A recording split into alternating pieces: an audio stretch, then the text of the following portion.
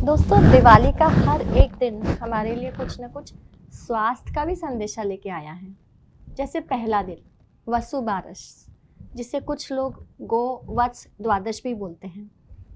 इस दिन हम गाय और बछड़े की पूजा करते हैं। गाय की पूजा क्यों? क्योंकि गाय का दूध और गाय का घी मानव शरीर का अमृत है। 40 साल पहले वेस्टर्न कंट्रीज ने घी और तेल को विलेन घोषित कर दिया था, और वो दहशत इतनी है कि आज उन्होंने माफ़ी भी मांग ली। उसके बाद भी हम देशवासी घी और तेल खाने से बहुत डरते हैं। और सच तो ये है, घी हमारे हर सेल के, हमारे बॉडी के हर सेल के लिए ज़रूरी है। हमारे कुछ हार्मोन्स हैं, स्टेरॉइड हार्मोन्स, उनका तो उत्पादन ही तब होगा जब हम घी का सेवन करेंगे। और गाय का दूध, हम सब जानते हैं कि बच्चा जब पैदा होता है तो उसको माँ का दूध सर्वोत्तम होता है, पर किसी कारणवश माँ का दूध नहीं मिले तो हम दूसरी माँ का दूध अरेंज कर लेते हैं, वो भी बहुत अच्छा है। पर वो भी नहीं मिला तो फिर दोस्तों, हम कम से कम 10,000 20,000 साल से हम गाय का ही दूध दे रहे थे। आज वैज्ञानिक कहते हैं कि गाय का दूध देना हानिकारक है। क्यों? तो उससे कभी एलर्जी हो जाएगी, तो कभी कैल्शियम कम हो जाएगा। पर दोस्तों, मेरा अनुभव ऐसा है कि हम अगर धूप का सेवन बहुत अच्छे से करें, खासकर बच्चा जो दूध पी रहा है, धूप का सेवन, सनलाइट का सेवन बहुत अच्छे से करे और विटामिन डी सप्लीमेंट्स ठीक तरह से उसे मिल रहे हों, तो उसे गाय के दूध की न तो एलर्जी होगी, मतलब लैक्टोज इंटॉलरेंस भी नहीं होगा, और दूसरा उसका कैल्शियम भी कम नहीं होगा। तो जो बात हम हजारों सालों से कर रहे थे, आज उसको विस्थापित करके दूसरी चीज़ें क्यों आ गई, इसके ऊपर मुझे संदेह भी है। और मेरा पूरा विश्वास है कि जो पुराने ज़माने में चीज़ें चल रही थी वो गलत नहीं हो सकती। हमारा दूसरा दिन आता है धनतेरस। हमें धन की पूजा करनी है। धन एक ऐसी वस्तु है जो हमारे घर पे न तो गलत रास्ते से आए, न हमारे घर से बाहर जाए तो गलत चीज़ों में इस्तेमाल हो। धन एक बहुत ही पवित्र चीज़ है। हमारे सबके लिए धन ज़रूरी है, पर अत्यधिक प्रेम, लालच भी गलत हो सकता है। धन का अगर हम सही इस्तेमाल करना सीख जाते हैं तो हमें तनाव उत्पन्न नहीं होता है। कहते हैं ना, आमदनी अठन्नी खर्चा रुपया, तो ऐसा भी स्वभाव नहीं होना चाहिए, क्योंकि उसके कारण जो तनाव उत्पन्न होता है उससे बहुत सारी बीमारियां आ सकती हैं।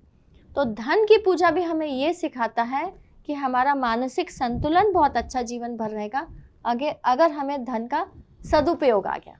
तो हम तीसरे दिन पे चलते हैं, और वो है नरक चतुर्दशी। माँ कहती थी कि नरक चतुर्दशी के दिन सुबह 4 बजे उठना चाहिए और नित्य कर्म करके सूर्योदय के पहले स्नान कर लेना चाहिए। दोस्तों, एक ये लाइन कि सुबह जल्दी उठना चाहिए और सूर्योदय के पहले स्नान करना चाहिए हमारे शरीर के लिए इतनी फ़ायदेकारक है। सबसे पहले हमारे इंटेस्टिन्स, मतलब हमारी आंतें बहुत अच्छे से काम करना चालू करती है, और जब हमारा पेट 100% साफ़ होने लगता है ना, तो आप समझ लो 50% तो आपको गारंटी मिल गई कि बीमारियां नहीं आएंगी। दूसरा, हमारा ब्रेन भी बहुत अच्छा काम करने लगता है। हमारा मस्तिष्क कैसे? हमारी मेमोरी अच्छी हो जाती है, हमारा कंसंट्रेशन अच्छा हो जाता है, हमारा एनालिटिकल पावर अच्छा हो जाता है, और भी बहुत सारे ऑर्गन्स बेनिफिट करते हैं अगर हम सुबह जल्दी उठते हैं और सूर्योदय के पहले स्नान कर लेते हैं। कुछ लोग इसे ना रूप चौदस भी कहते हैं, और मैं समझती हूँ कि सौंदर्य तो मन का सौंदर्य सबसे अच्छा है। तो अगर हमारे सारे ऑर्गन्स बहुत अच्छे से काम कर रहे हैं ना, तो मन तो हमारा निर्बल होगा ही। अब हम आते हैं आखिरी दिन, और वो है दिवाली का दिन। और दोस्तों, एक और परंपरा मैंने अपने घर में देखी है जो मेरे माता पिता ने मुझे सिखाई, कि जैसे ही दिवाली चालू होती है ना, तो मतलब शरद ऋतु चालू हो गई, ठंड चालू हो गई, तो हमेशा धूप में बैठ के तेल मालिश करने के बाद ही हम स्नान करते थे, जिसको हम अभ्यंग स्नान बोलते थे। तो ये भी बहुत अच्छी प्रथा है, क्योंकि धूप में स्किन ड्राई हो जाती है। तेल मालिश करो और धूप में बैठो। दिवाली के दिन जब रामचंद्र जी घर पे आए थे अपने, वापस लौट के तो आसमान में चांद नहीं था उनके स्वागत करने के लिए। तो लोगों ने क्या किया, उस अंधेरे में हर एक ने अपने घर पे दिए जलाए थे और इतना उजाला कर दिया था उनके स्वागत में। तो मुझे ये बात याद दिलाती है कि हमारे अच्छे कर्म हो, हमारा परोपकार हो, हम सच्चाई के रास्ते पे चलें, तो भले ही हम धन बहुत अच्छा नहीं कमा पाएंगे, पर हम प्यार और सम्मान इतना कमा पाएंगे कि हर दिल में हमारे लिए कुछ ना कुछ जगह होगी। और जब हम अच्छे रास्ते पे चलते हैं तो उसका एक और फ़ायदा होता है, हमारा मन शांत रहता है, सबका प्यार मिलता है, बीमारियां नहीं आती हैं। गलत रास्ते पे चलने वाले बदनाम होते हैं। बदनामी का वो जो बीमारी से संबंध है, आप 100 किस्से जानते हैं मेरे से ज़्यादा। और गजानन महाराज धर्म ग्रंथ में लिखा हुआ है कि नाम खराब होना मृत्यु से भी ज़्यादा खराब है।